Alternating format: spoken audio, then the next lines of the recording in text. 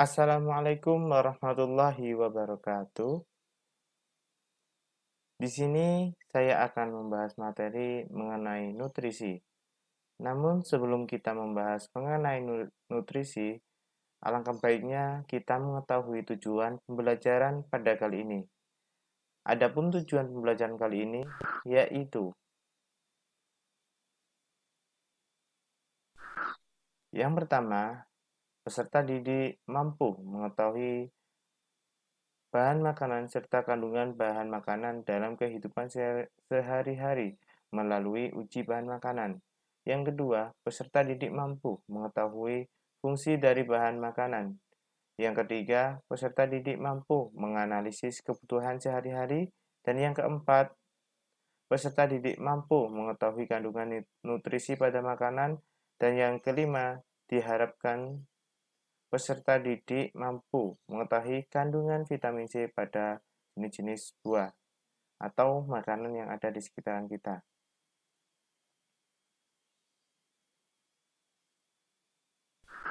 Nah, untuk pada bagian ini, nama saya adalah Muhammad Nasruddin, jenis kelaminnya laki-laki.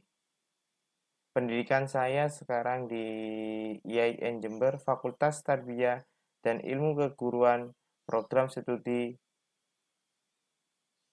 Ilmu Pengetahuan Alam.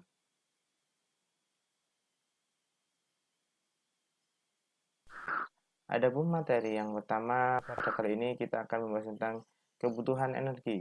Nah, makhluk hidup heterotrof harus memenuhi kebutuhan energinya dengan cara mengkonsumsi makanan. Makanan tersebut kemudian diuraikan dalam sistem pencernaan menjadi sumber energi dan lain sebagainya. Secara umum, fungsi makanan bagi makhluk hidup ada tiga. Yang pertama sebagai sumber energi, yang kedua sebagai bahan kerangka biosintesis, dan yang ketiga yaitu nutrisi esensial yang membantu fungsi fisiologi. Jumlah energi yang dibutuhkan oleh tubuh untuk aktivitas tersebut menggunakan kalori. Kalori menunjukkan jumlah energi yang dibutuhkan untuk menaikkan suhu 1 gram adalah 1 derajat Celcius. Untuk lebih detail penjelasannya sebagai berikut.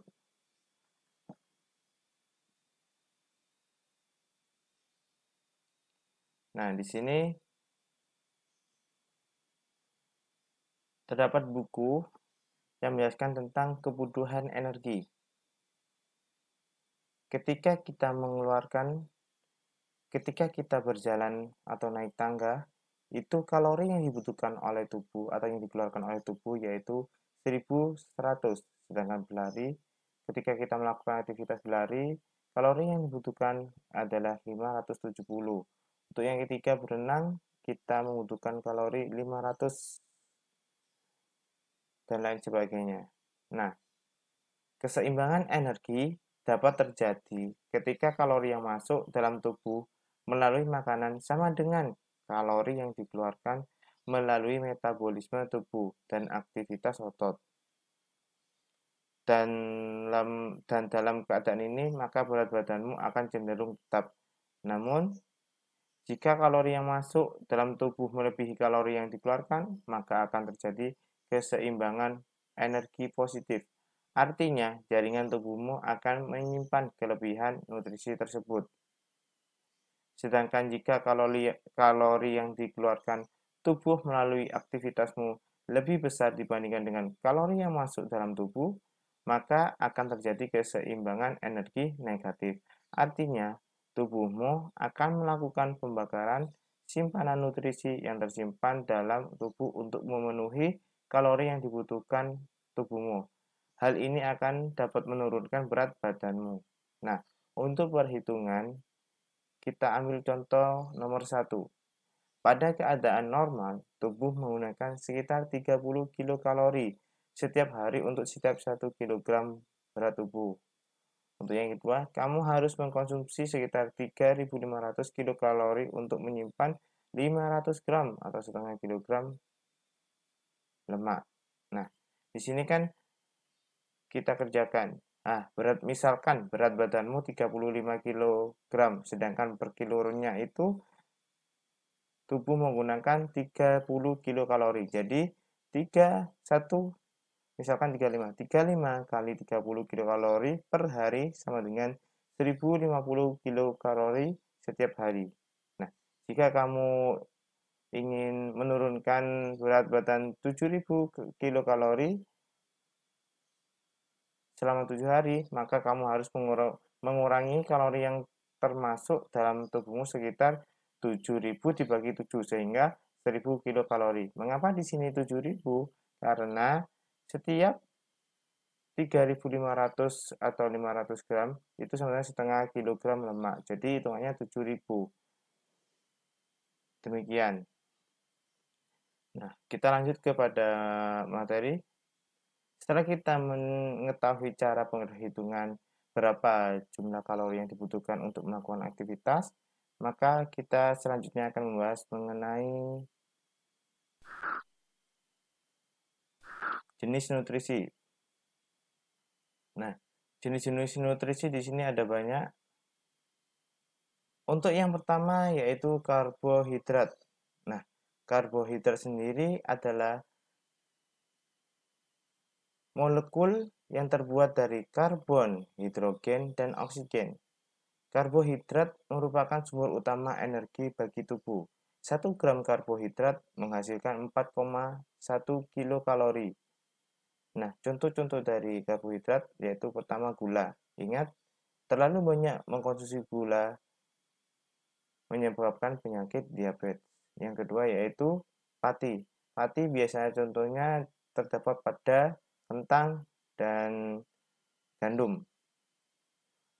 Kemudian yang ketiga yaitu serat. Serat biasanya berasal dari biji-bijian kacang. Nah, serat tidak dapat dicerna, namun bisa dikeluarkan bersamaan dengan fases. Untuk yang kedua yaitu protein. Protein di sini terbagi menjadi dua, yaitu nabati dan hewani. Nah, kalau protein nabati biasanya berasal dari tumbuh-tumbuhan, kalau hewani itu protein yang berasal dari hewan. Contoh protein nabati, kacang hijau, kedelai, kacang-kacangan. Sedangkan contoh dari protein hewani yaitu telur, keju, susu, ikan, dan daging. Protein dibutuhkan sebagai penghasil energi untuk pertumbuhan dan mengganti sel-sel tubuh kita yang rusak, pembuatan enzim dan hormon, dan membutuhkan antibodi. Untuk kebutuhan protein, satu orang dewasa membutuhkan 1 gram per kilogramnya. Jika kebutuhan berlebihan, maka kelebihan akan dibuang melalui ginjal dalam bentuk urea. Yang ketiga adalah lemak. Lemak sendiri di sini terbagi menjadi dua, yaitu lemak jenuh dan tak jenuh. Lemak jenuh merupakan lemak yang padat dalam suhu kamar, dan lemak tak jenuh merupakan cair dalam suhu kamar. Contoh dari lemak jenuh, susu, minyak kelapa, keju, dan daging. Sedangkan contoh lemak tak jenuh yaitu minyak nabati, minyak dalam biji. Lemak adalah unit penyimpanan yang baik untuk energi. Kelebihan energi dari makanan yang kita makan diubah menjadi lemak dan disimpan untuk digunakan kemudian. Diperlukan sebagai pelarut beberapa vitamin, sebagai bantalan lemak atau pelindung jaringan tubuh, dan penghasil energi yang besar. Untuk yang keempat yaitu mineral. Dari 14 mineral diantaranya yang pertama ada kalsium. Kalsium berfungsi untuk membentuk matriks tulang, membantu proses penggumpalan darah, dan mempengaruhi penerimaan rangsang oleh saraf. Kebutuhannya adalah 0,8 gram per hari. Yang kedua yaitu fosfor. Untuk membentuk matriks tulang diperlukan dalam pembuahan sel, pada pengurutan otot, metabolisme zat. Nah, kebutuhannya adalah 1 mg per hari. Besi merupakan komponen penting sitokrom atau enzim pernafasan, komponen penyusunnya hemoglobin, dan kemudian adalah kebutuhannya 15 sampai 3 mg per hari. Untuk yang keempat yaitu yodium, adalah komponen penting dalam hormon pertumbuhan atau tiroksin. Kekurangan unsur tersebut dapat terjadi sebelum atau sesudah pertumbuhan berhenti. Untuk yang terakhir yaitu natrium dan klor. Untuk pembentukan asam klorida, kebutuhannya hanyalah 1 gram per hari. Untuk yang kelima yaitu vitamin. Adapun beberapa vitaminnya, vitamin A menjaga kesehatan mata, meningkatkan sistem kekebalan tubuh, pertumbuhan tulang, dan menguatkan gigi. Sumbernya bisa dibaca. Untuk vitamin B berfungsi mengatur fungsi tubuh, membantu untuk menghasilkan sel darah merah. Vitamin C membentuk kolagen, membantu menjaga kesehatan jaringan tubuh seperti gusi dan otot, dan membantu tubuh melawan infeksi. Untuk vitamin T, menguatkan tulang dan gigi, membantu tubuh menyerap kalsium dan pembentukan tulang. Vitamin E sebagai antioksidan dan membantu melindungi sel dari kerusakan penting bagi kesehatan sel-sel darah merah. Vitamin K membantu pembekuan darah dan meningkatkan pertumbuhan serta kesehatan tulang. Adapun sumber-sumbernya bisa dibaca lebih lanjut untuk di sampingnya. Yang keenam, yaitu air. Seperti yang kita ketahui bahwa tubuh manusia 20%-nya air. Nah, bagian paru-paru itu 92% air, bagian darah 82% adalah air, untuk bagian kulit itu 80% air, untuk otot 75%-nya adalah air, otak 70%-nya adalah air, dan tulang meskipun keras itu 22%-nya adalah air. Fungsi air dibutuhkan tubuh sebagai pembentuk sel dan cairan tubuh, pengatur suhu tubuh, pelarut zat gizi lain, dan pembantu proses pencernaan makanan, pelumas dan bantalan, media transportasi, dan media pengeluaran sisa metabolisme.